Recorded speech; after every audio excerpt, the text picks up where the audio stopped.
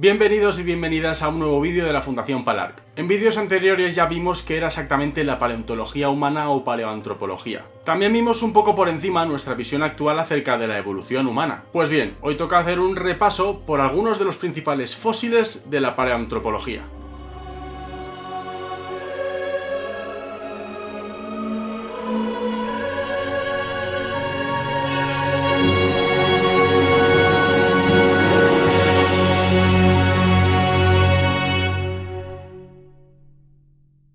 A Lucy, la Australopithecus afarensis, ya os la presentamos en el vídeo anterior. Y como en 1974, en Adar, Etiopía, el equipo del paleoantropólogo Donald Johanson encontró ese primer esqueleto parcial. Ya vimos que Lucy tenía unos dientes muy parecidos a los nuestros, y sobre todo que sus huesos nos indican que podía haber andado de forma bípeda. Estos primeros homininos de nuestro linaje aparecieron hace unos 3,7 millones de años, como ya hemos visto en África, y debido a su pequeño tamaño y reducida fuerza, pues se alimentarían o de carroña o de frutos y semillas. Pero hablemos ahora de un hominino muy diferente.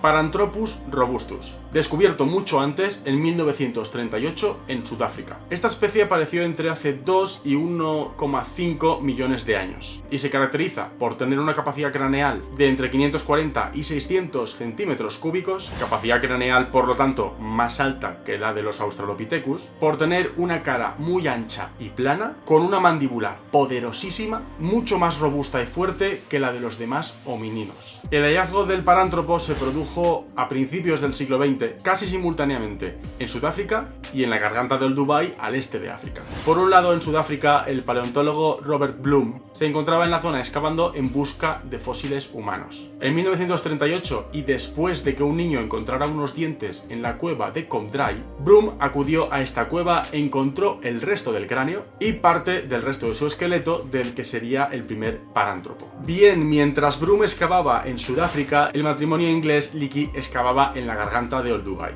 en Tanzania. Desde 1930 habían estado excavando en esa zona buscando fósiles humanos, y en cuestión fue Mary quien encontró parte del cráneo de este parántropo. A lo largo de las semanas siguientes siguieron excavando el fósil, comprobando las peculiaridades y rarezas que tenía este hominino. Repararon, por ejemplo, en que tenía unas muelas muy robustas y poderosas. Su propio cráneo era muy robusto, con unos pómulos prominentes, una cara muy ancha y hundida, arcos superciliares muy grandes, un cerebro que seguía siendo pequeño pero ya era superior al de los australopithecus, y una cresta muy marcada en medio del cráneo, a la cual llamamos cresta sagital, que servía para que se anclaran los poderosísimos músculos de esa potente mandíbula. El descubrimiento de los parántropos es importante porque nos revela cuán diversa ha sido la evolución del linaje de los homininos, de manera que ayudó a desmitificar la imagen de una evolución lineal formada por una cadena de eslabones. Una idea que teníamos todos muy arraigada desde el principio y que se nos seguía enseñando en el colegio.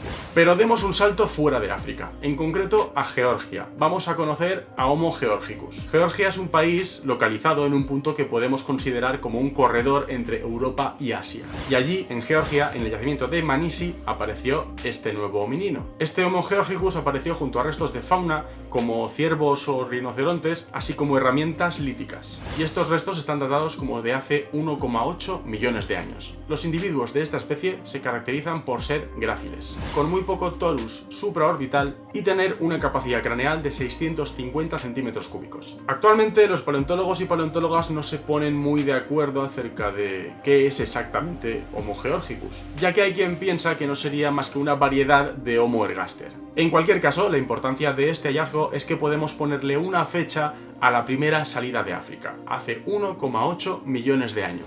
Y seguimos fuera de África y en esta ocasión viajamos hasta Java. Y vamos incluso más atrás en el tiempo, fue en 1891 cuando apareció Homo erectus en Java. Estos fósiles aparecieron en el yacimiento Trinil II y fueron excavados y estudiados por el paleontólogo Eugene Dubois. Esta nueva especie tenía una gran capacidad craneal, entre 940 y 1004 centímetros cúbicos. Una frente muy plana, parece que un poquito de cresta sagital, pero nada comparada con la de los parántropos, pómulos planos, semejantes a los nuestros, y tiempo después, en 1921, en Pekín, en China, se encontró otro ejemplar de Homo erectus. Fueron datados entre hace 600.000 y 400.000 años. Y otra cosa importante es que aparecieron junto a restos de madera carbonizada, que se interpretó como restos del uso del fuego. Además, también aparecieron, por supuesto, restos de fauna y industria lítica.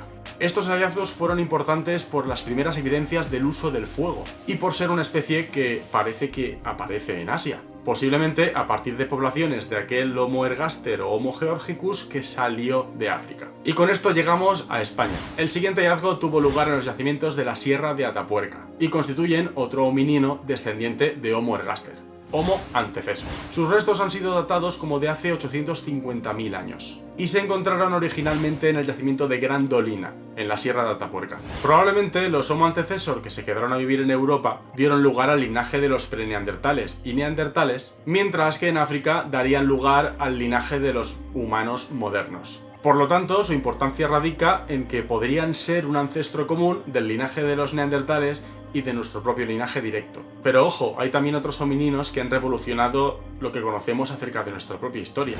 Por ejemplo, en el macizo de Altai, al sur de Siberia, en Rusia, se encontraron una serie de restos humanos en la cueva de Denisova.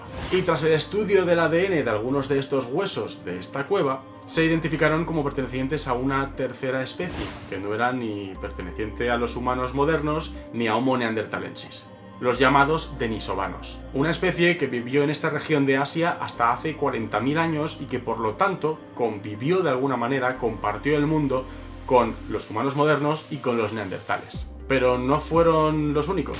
Y es que por otro lado tenemos los hallazgos de la isla de Flores, en Indonesia, donde apareció Homo floresiensis. Se trata de unos homininos de muy pequeño tamaño, de ahí que se les haya apodado hobbits, y que vivieron entre hace 200.000 y 60.000 años. Posiblemente descendían de antiguas poblaciones de Homo erectus y, como os podéis imaginar por esas cronologías, también compartimos el planeta con ellos. También vivimos al mismo tiempo.